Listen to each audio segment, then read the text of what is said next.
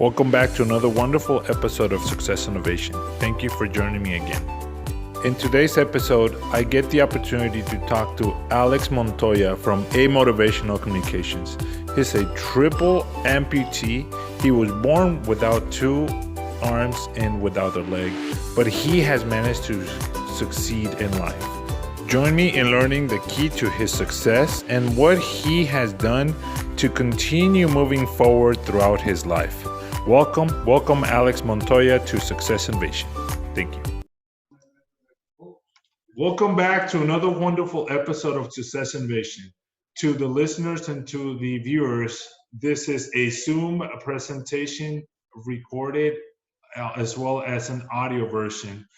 Today I am really proud to present Alex Montoya, who was born in Colombia and moved to the United States at the age of 4. He is a triple amputee, proud founder of A-Motivational Communications based off of San Diego, California.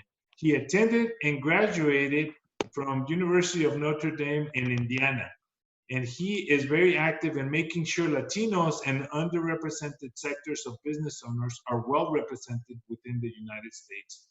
I'm very happy to welcome Alex Montoya for this fantastic episode of Success Innovation. Hello, Alex. How are you tonight?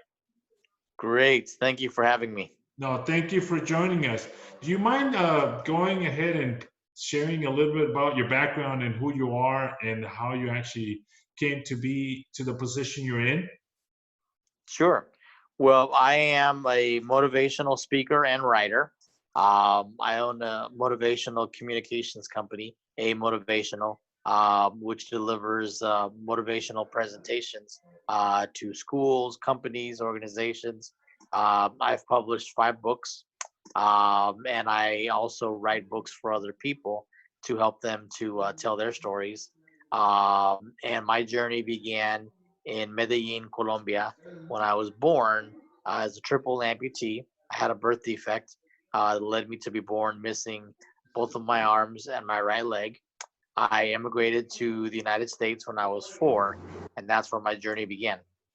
Okay, all right, fair enough. So, since you were when you actually came to the United States, do you have any memories of how you actually interacted with other kids in elementary school? Any particular recollections that you were made aware that you were a little different, and how did you deal with that at that young age? Being a young child that had 3 prosthetics, and learning how to be able to get along with others was challenging and difficult. A lot of kids didn't know how to communicate with somebody that had challenges. They weren't sure if they could ask me questions. They weren't sure how they should approach me. So I tried to be as friendly as possible. And I tried to let them know that instead of looking and pointing and staring, the best thing to do was to ask questions, that I would answer any of the questions that they had. And those were the friends that ended up, the friends that asked questions that really wanted to know more about me as a person, ended up being my very best friends. And that experience always stuck with me. So, for example, right now I'm actually writing a children's book on how kids can deal with other kids with disabilities and how to communicate with them. Oh, wow. Do we have a title for that book at the moment? Right now, the working title is Alex Masters the Monkey Bars. Okay, and fantastic. It revolves around a story that I tell involving how I was able to help rally a group of kids together and how they rallied around me to teach me how to play on the monkey bars as a kid. It really was emblematic of just great teamwork. Okay, fantastic. Do we have a date when the book is actually going to be published and released, or is that something that you don't want to disclose? I'll announce that okay, this year. Fantastic. We live in very uncertain times, and I'm still working on the layout and the design. So I don't have a publishing date as of yet, but I will be sure to let you know. Okay, fair enough. Fantastic. And for the audience, you can definitely reach out to Alex and his LinkedIn. I'll put that information below. and you can definitely connect with him and follow him on social media so he can you can find out when he releases the book and be able to obtain it. You and I met at one of the Rotary Club meetings over in East Lake in Chula Vista. So I'm really happy that we did. And I want to ask you, when you founded or when you started A Motivational, what was the idea behind A Motivational and why did you start it? Sure. Well, I've always been someone that believes that we all need motivation and we all need inspiration. And I've tried to always take just my life story as something that can hopefully give people hope and show them that no matter what their adversity is and no matter what the challenges are, that they can do great things with their life. And so that's something that I've really tried to do throughout my life, throughout school, throughout my days at the University of Notre Dame, um, and then even in my professional life. I had the good fortune of working for the Hispanic Chamber of Commerce and the San Diego Padres. So I worked in the corporate world for almost 20 years. And I realized that people really enjoyed hearing my story and drawing inspiration from the things that I was able to overcome. So about 10 years into my Padres career, I decided to turn a new chapter. I had greatly enjoyed my time with the Padres and decided that it was time in 2015 to start my own business. And so I did. I created a company that delivers motivational talks and produces my books, and then also helps others write their books. So you and I met at one of those presentations, Right. which was at the East Lake Rotary Club. So back in 2015, when you first launched A Motivational, can you go back to the exact moment or the exact experience that you had while still working with the Padres that developed the A Motivational, and how and when did you decide to make that jump from having a stable job at the Padres to going solo and going full speed into the A Motivational mode? Sure. Well, there were some changes within the organization, Okay. and there was some restructuring. And so my position, unfortunately, got eliminated. Okay. So the decision was kind of made for me. I see. But from that aspect, it was all about just taking a challenge and turning it into something good. And so once my position was eliminated, it was really a matter of, do I sit around and feel sorry for myself, or do I make the most out of this? So it was August of 2015, and I decided that now would be a good time to see if I could do this. I had always put in the back of my mind that this was something that could be a good, viable business, and never really took that risk and never really took that step. And now all of a sudden, I had a lot of time and I had a lot of motivation within me, and decided that now was the time to at least try and see if this was something that I could do. Right, fantastic. So when you actually went and started doing it, I don't know if you have a business background or not, but obviously you had to find out how to go ahead and get things going, possibly get a license, register the name of A Motivational, and go through all that legal jargon stuff that entails having a license. Plus, on top of that, now you're the CEO, plus you're also the financial officer, plus you're also the spokesperson, plus you're also the person that's booking the dates and scheduling. So you're a jack of all trades, essentially, being your own Yes. boss and not whatnot. So what has been the most rewarding outcome of A Motivational up to this point? And also, what has been the biggest obstacle that you've encountered so far from venturing in this endeavor? Sure. Well, you're right. When you open your own business, you wear a lot of hats. You are, I call myself the CMO, Chief Motivation Officer. You are the accountant. You are your own HR, you are your own marketer, you are your own staff, and I had to learn how to quickly do all of that. But even the things that I didn't necessarily know how to do, like things that were IT related, I had to learn how to go out and get community partnerships and even be able to utilize some vendors to be able to help out. When I made the decision, I really didn't have a strong amount of business background per se. I worked for the Hispanic Chamber of Commerce and I worked in a corporate setting, but I didn't know necessarily all the ins and outs of being an entrepreneur Okay. and owning your own business. And it really was as simple as knowing that the city of San Diego had an office of small business. So it's always important. It's always important to stay informed and just kind of know what's out there, because I didn't know what I needed, but I knew there was an office that at least had that information. And I didn't want to simply go online. I wanted to be able to meet with someone and really figure out what it is I needed to do. So I did two main things, Lázaro.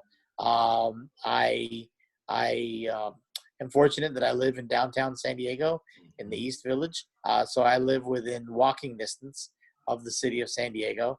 I took a trolley and walked the rest of the way to the city office, and they explained to me that I needed a license for doing business in the city, a license for doing business in the county, that I needed to register what they call a fictitious business name through a community newspaper, and that I needed to do, all of these things before I could officially say that I was in business.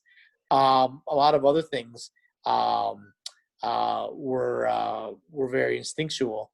I knew that I was going to have to promote and over promote on social media what I was doing. That my network was going to be my best chance at succeeding. And I did it. I went out and I purchased the licenses, and I knew that it was meant to be. When all the licenses in total cost about $300. Mhm.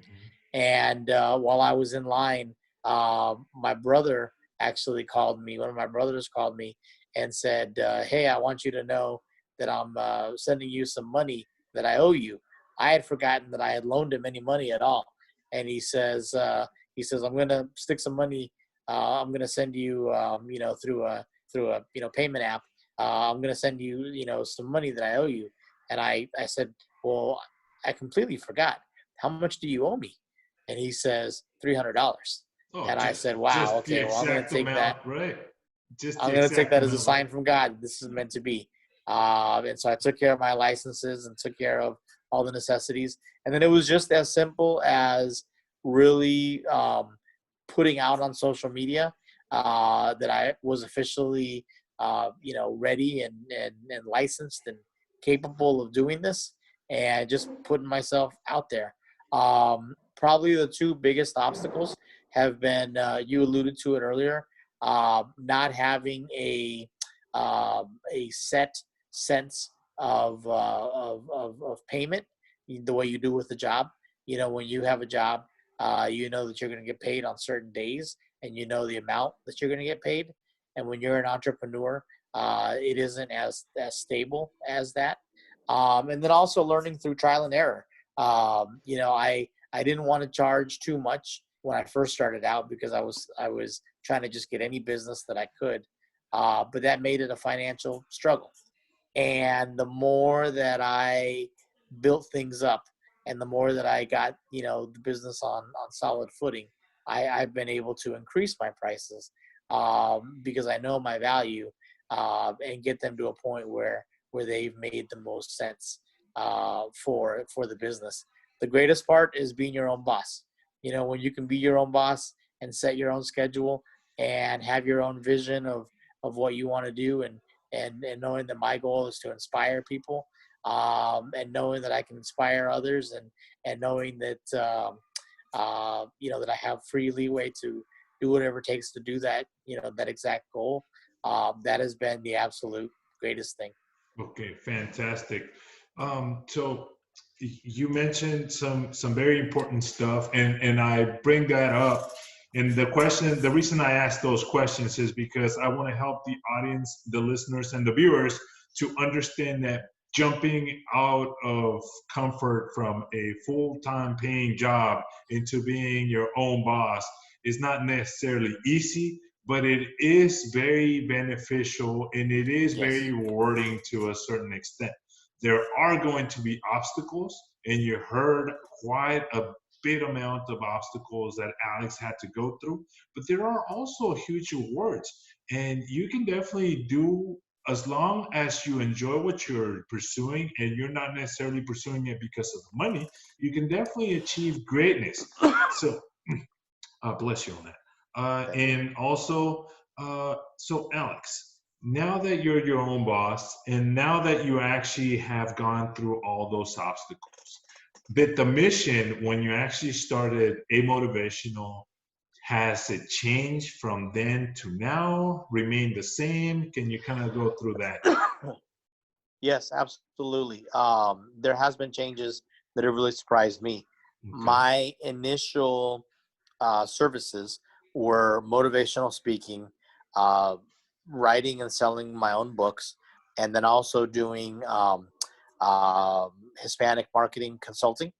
That really transitioned to, one of the main things in business is you have to figure out what people need and how it matches your skill set. And one thing that I've always just kind of done just on my own time as a favor to people is I would always read or edit their works. And then I realized that a lot of people have um, um, students that are applying to college Mm. and they need somebody to help them create that essay to get into college. And so I was very blessed that, one client took a risk on me. I was able to help, get her son into a great school. And from then on, I realized that this could be a component of my business. Right. As time has gone on, I have seen that I still do consulting. And so, for example, I do Latino marketing and outreach consulting for the San Diego Sockers. But I also have added ghostwriting and being able to take somebody's story and help write a book with them. And now I'm expanding into more direct publishing, doing print on demand, and again, getting out of my comfort zone, getting out of my knowledge of where I know that I'm completely comfortable. Um, Learning print on demand through Amazon and how to produce books for myself and for others, and making that a viable service.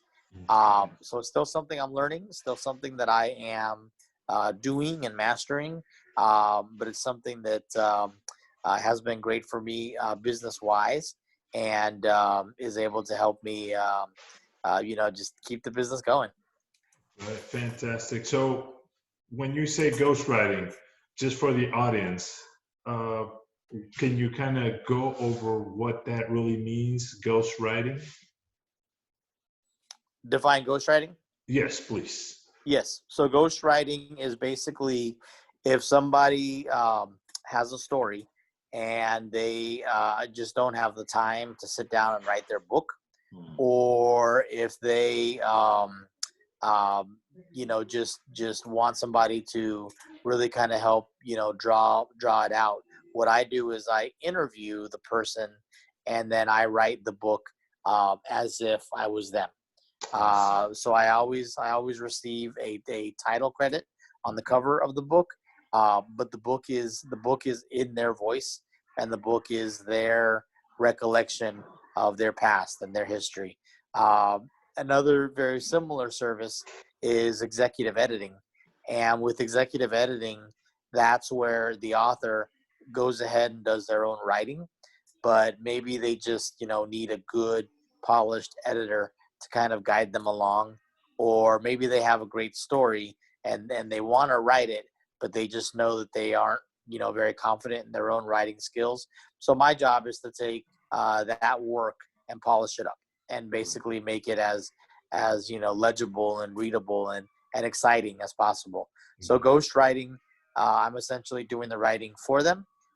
Executive editing, I'm serving in an editing role. With both of those things, I have to really get inside their head and figure out what it is they want to tell. And I need to also show them as many drafts as possible, so that way we don't produce anything that they aren't completely comfortable with and on board with. I want every one of my writers to really feel excited that their story is being told. So from when you actually started A-Motivational and you were the main speaker, motivational speaker, you were booking your own events and whatnot, putting the dates that you were open, traveling over to different locations. Where has the most surprising location that you didn't think that you were going to be able to be standing on a auditorium? Where has that been for you at this moment? I'll give you three places that still blow my mind that I've had an opportunity to speak there. I was invited to speak at Harvard University, Okay. and so I've spoken at Harvard. I was invited to speak at NASA. The Ford Foundation has a scholarship fund where they give college scholarships to first generation students, and so their award ceremony was held in NASA in Houston. And locally, I've actually spoken at Google. Google has a San Diego office in the North County, and I was able to speak at Google. So all three of those places, for me, were places that I never dreamed that I would have access to, and I never dreamed that the great people of Harvard and NASA and Google would be interested in my story. But it showed me that my story is one of perseverance and dedication and determination. And no matter where you're at, you always need those things. You always need those things to inspire you. I will tell you that probably for me, the most gratifying speaking engagement was this past summer. I was able to return to my homeland of Medellin, Colombia, Okay. and give a motivational presentation, or what they call down there a conferencia. I was able to give a conferencia in Medellin, and I had all of my family and friends and extended family present, and it was just cool to show them that the sacrifices they made, allowing me to move to the States as a 4-year-old for a better life and to go to school and to get medical care, that it all paid off. And I was really eager and proud to deliver my message down there. When you actually were standing on that stage at that very moment in that conference, what did you feel? What was going through your mind? I mean, other than, hey, thank you everybody for helping me out, believing in me. What was if you could condense everything into one or two words that describe your feelings, what would you say? I would say gratitude and pride, because it was almost like verbally giving one long love letter to all of my family there, including my mother and my brother and my sister, and just all of my family that helped make my future possible. I felt tremendous gratitude to be able to say all of it in front of them. Now, obviously, they know my story, and they know all the things that I've experienced because they've been part of the story. Right. But I also felt pride because the main thrust of my message wasn't just a recounting of my story. It was a particular theme, and that theme was that my story is the Colombian story. That it's a story of determination, perseverance, and overcoming. And granted, my story is very unique, and people, whether they're Colombian or from anywhere, They're not necessarily going to have the exact same things that I've had in my life, but they can relate to overcoming. They can relate to believing in your dreams and focusing on what you have and not on what you're missing. And especially anyone who's an immigrant can relate to just, coming to this country and giving it your all in order to succeed in the United States for your family. And so my message, that my story was the story of Colombia, and was the story of, Colombia overcoming and being strong and overcoming great odds to still be standing today. That message really resonated with them, and that was the thing that I was the most proud of. Fantastic. Thank you for sharing that with me. Thank you for sharing those thoughts that were going through your mind at that very moment in that stage, in that conference over in Medellin, Colombia. Um, you must have a long-term vision for your A-Motivational. Can you kind of share with us what that might be? I do. Every business owner absolutely needs a long-term vision for where their business is going or where they want their business to go. Because you do get very caught up in the short-term needs and the short-term objectives and responsibilities, but you always need to have a big picture. And so for me, I want to grow this company as large as possible.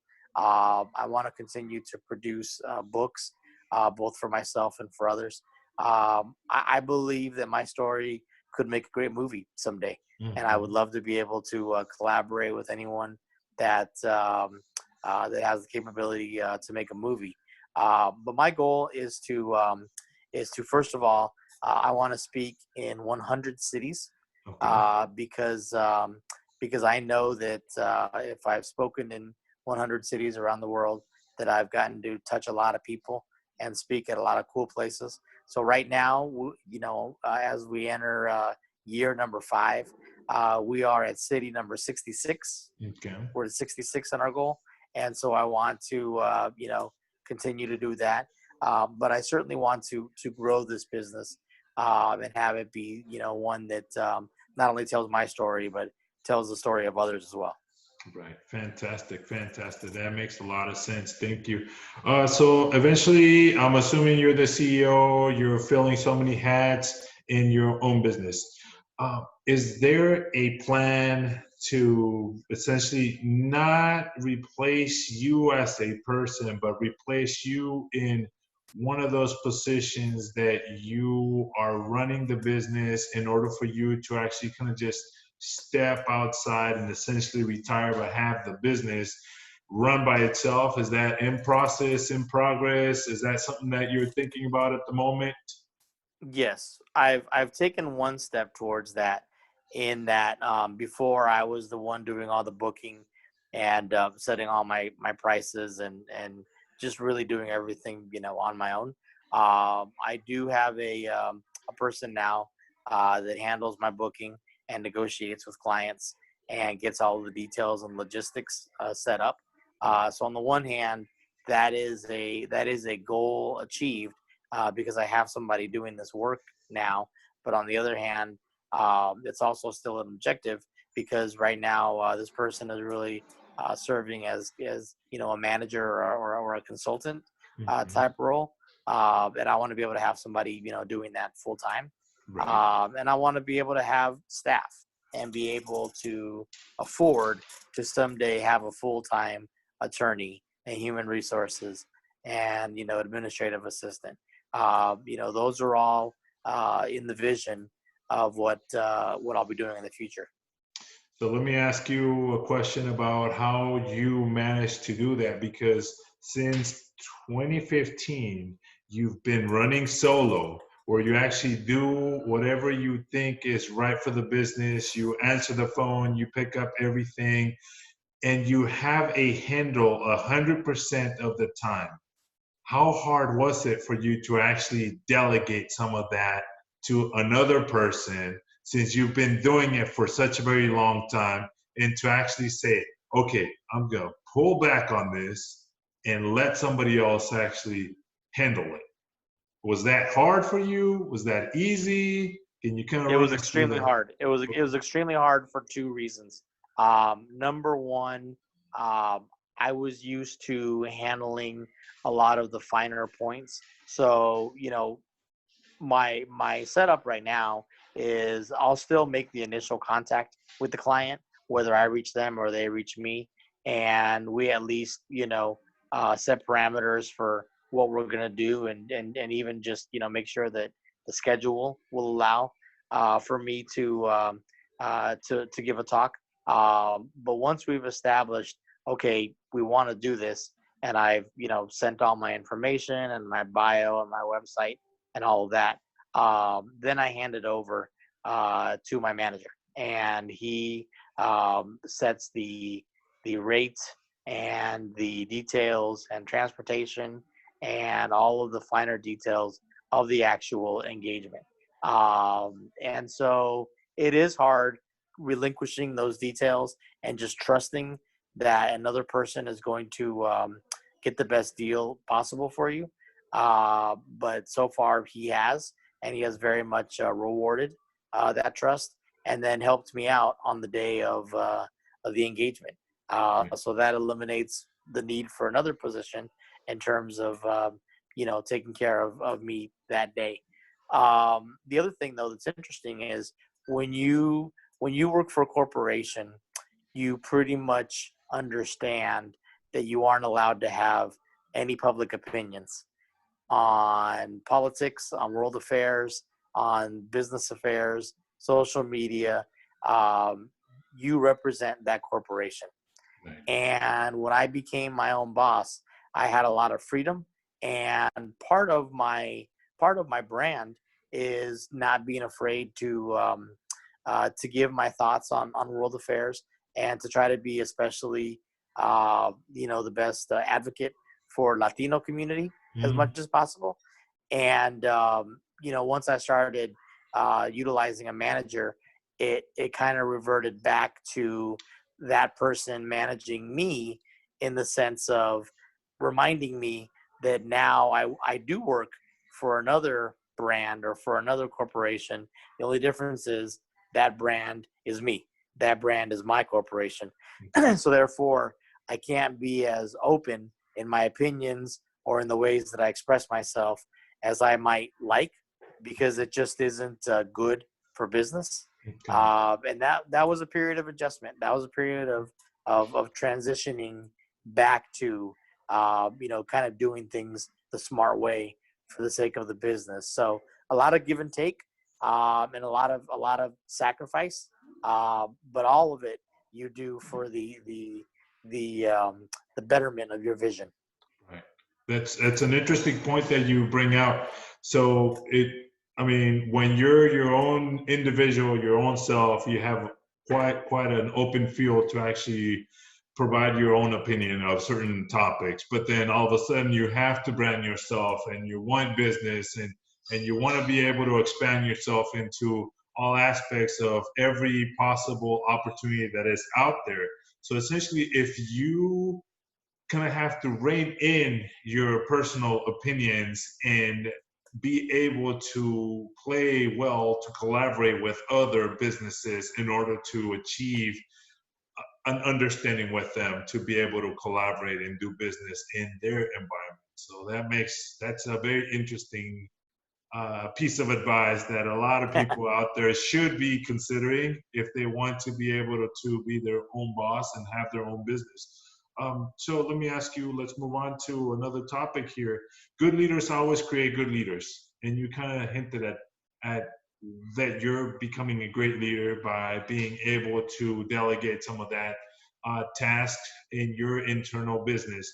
Can you please tell us if you have any individuals that you look up to or that actually you believe are great mentors in your life, be personal individuals or individuals in a historical figure that you look up to? Sure. Just in terms of my own life, first and foremost, I look at my parents, and I look at how they inspire me by always showing the meaning of sacrifice. And for me, I've been blessed with two set of parents. I had my birth parents in Colombia. My father was a salesman. My mother was was a homemaker, and she did various baking as a business, wedding cakes and baptism cakes and things like that. So the hard work they put in, but the fact that they also sacrificed to let me move to the U.S. to make my dreams come true was the ultimate lesson in self-sacrifice. Then when I moved to the United States, I moved in with my aunt and uncle, and my aunt being my mother's sister, and the way that they also demonstrated sacrifice, but also their emphasis on integrity and vision and perseverance were lessons that stuck with me forever.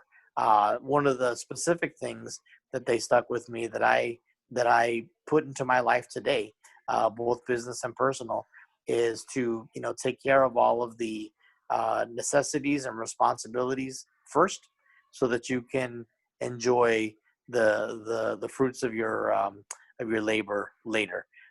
You could even categorize it as first you got to do the things that you got to do and that you maybe don't want to do, so that you can later on do the things that you want to do.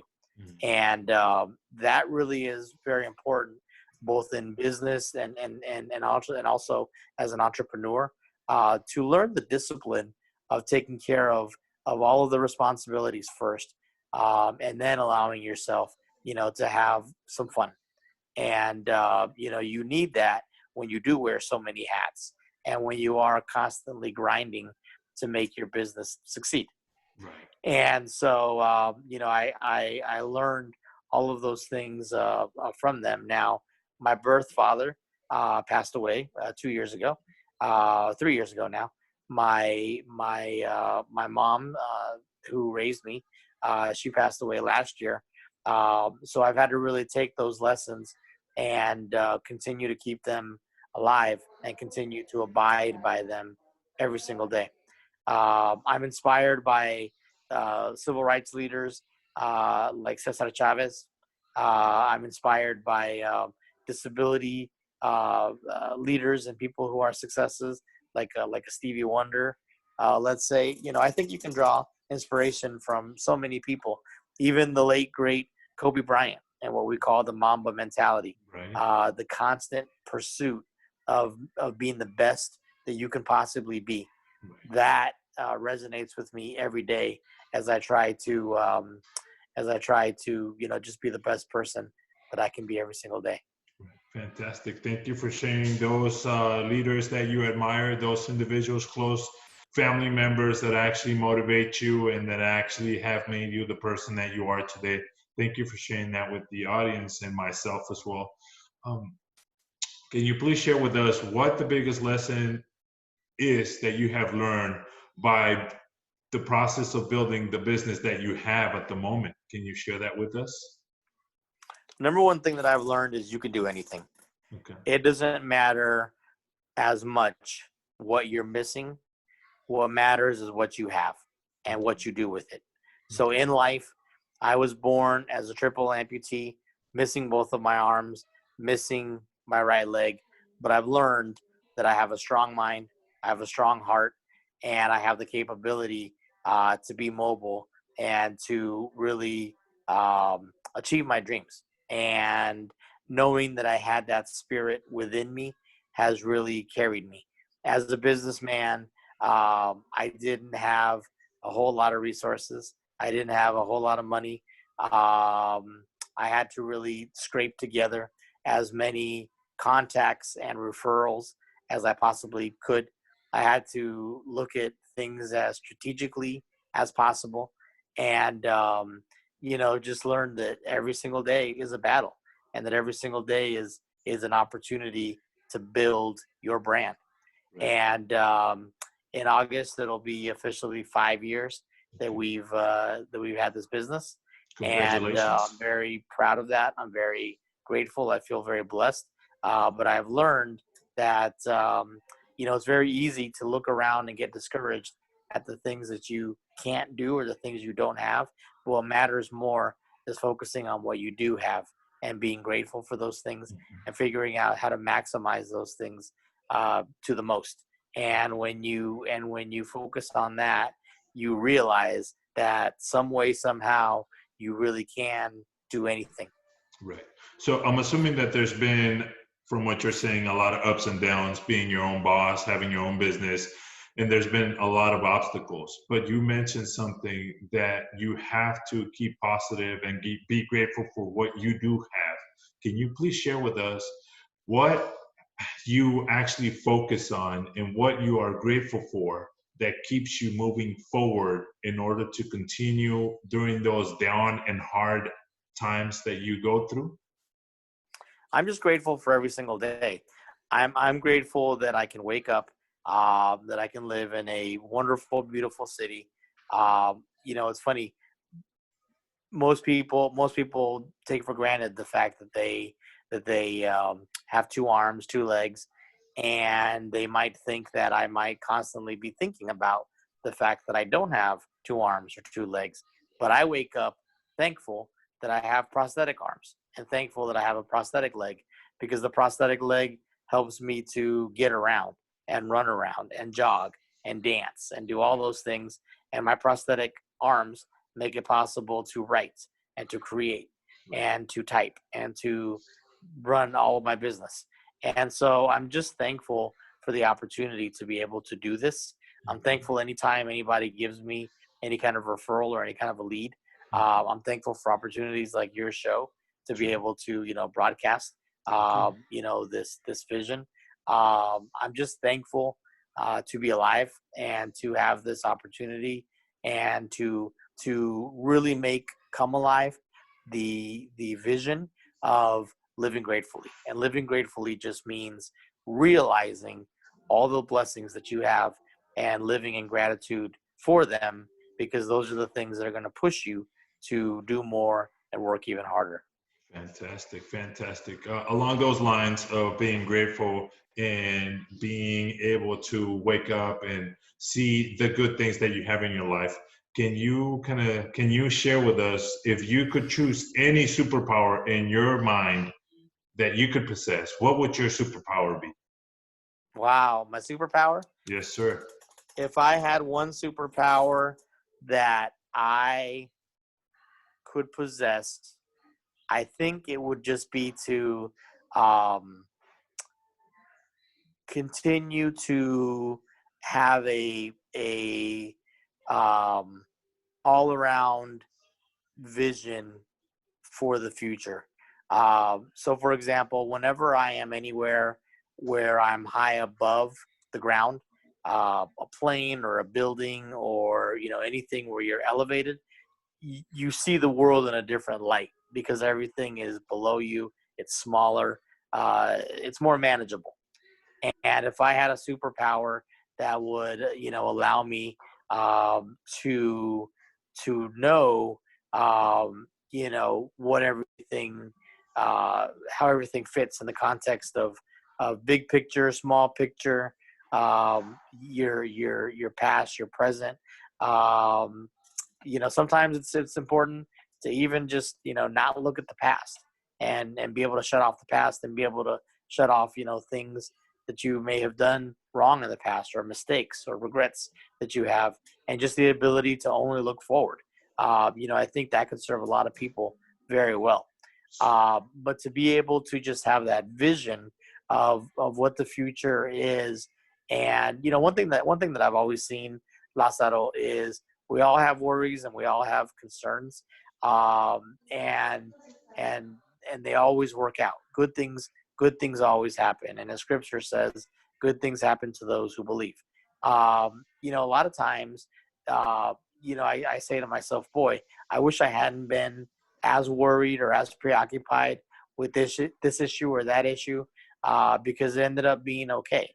I guess superpower wise, if you could see the future and you could see, the things that turn out well, you probably would be a whole lot more comfortable taking risks and doing things that you're not sure about. Because even if they don't work out completely how you want them, something good always comes from that.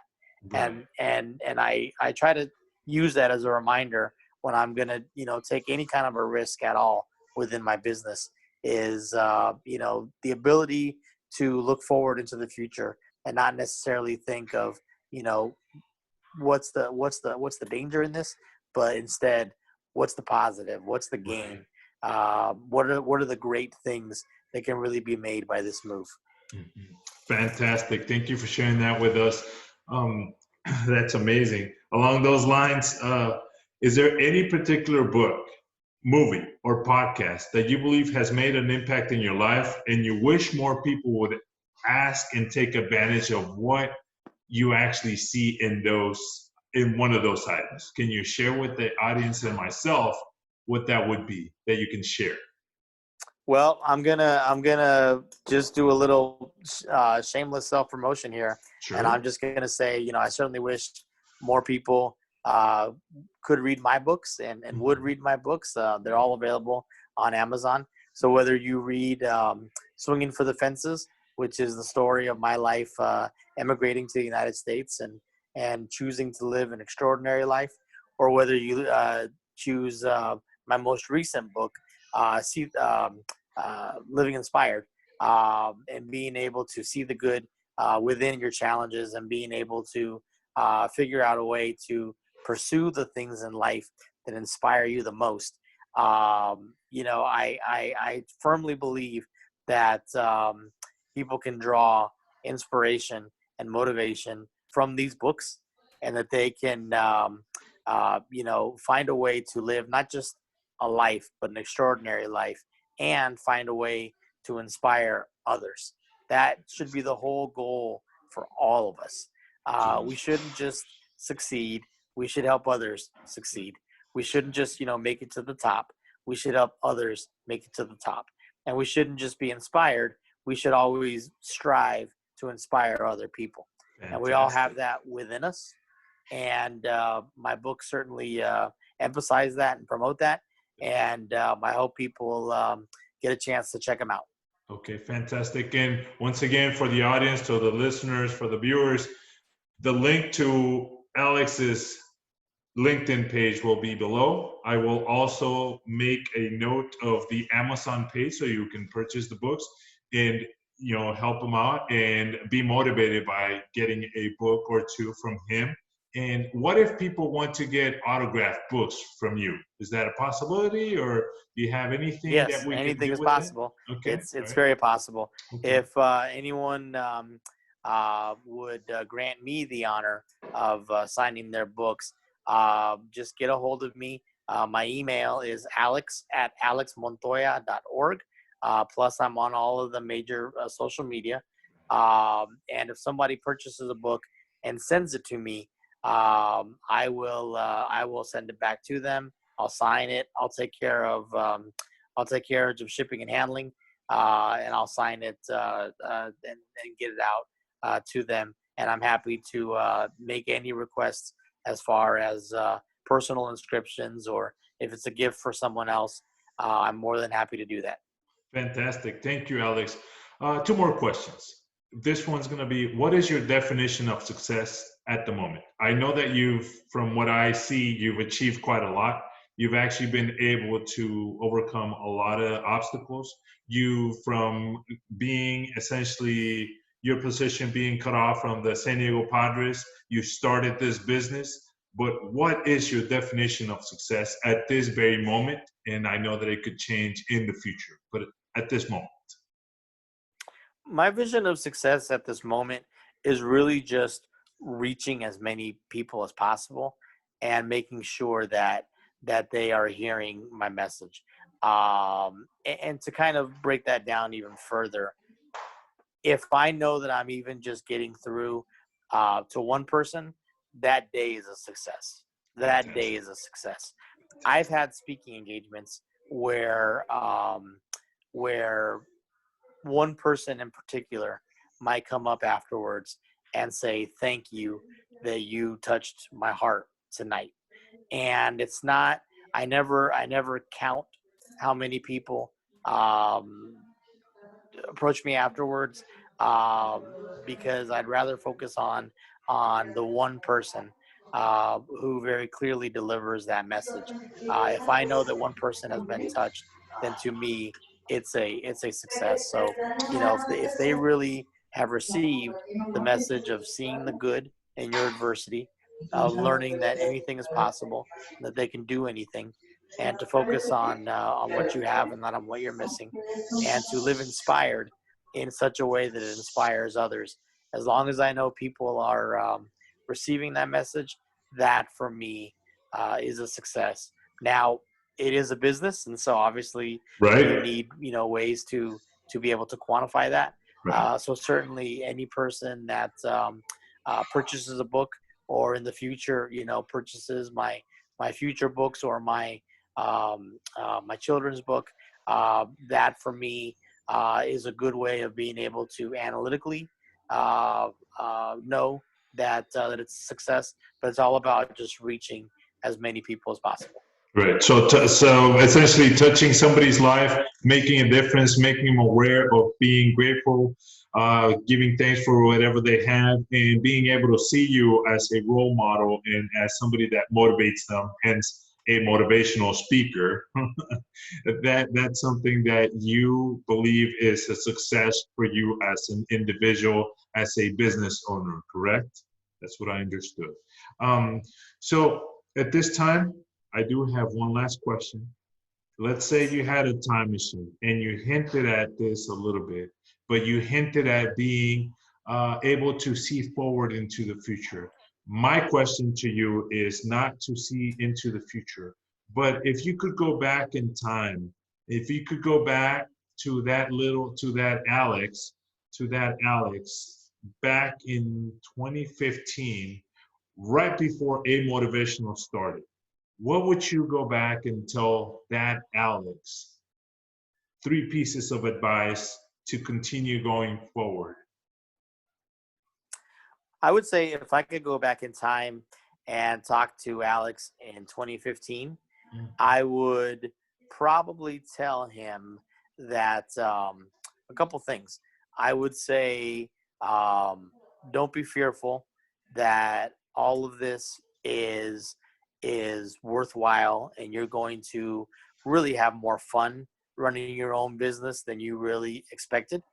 But I would also say, by way of learning lessons, it really is um, as advisable as possible for people to have as many resources saved up as they can. And so, if we're doing things, all over again, and we're traveling a time machine, I would make sure that I had a little more financial footing, because that just, it would have been key during some of the tougher financial spots. But I would have also said, don't sugarcoat it. The things that you are worried about, and that you fear might go wrong, and the things that you're not sure of, in terms of not knowing where your revenue is going to come from, and not having the security of having a full-time job. Um, all of those things are going to come true. They're all going to be as fearful and big and scary as you might imagine. And guess what? You're still going to love it. You're still going to love it. And I would say that to every business owner. Every fear that you have about running a business, not having the money, and not, being connected to the people in your everyday life, and really working to get creative for health insurance, and really working to get creative for business leads. All of those scary things are going to be scary, and you're still going to have so much fun that it's going to all be worthwhile. It's going to all be worth it. The other thing that I would say is, as you go back in time, and you look forward to the future, is to just have the best plan possible. One of the first things that I did was create a business plan, and I'm glad that I did that, because that really served as a good roadmap to be able to do that.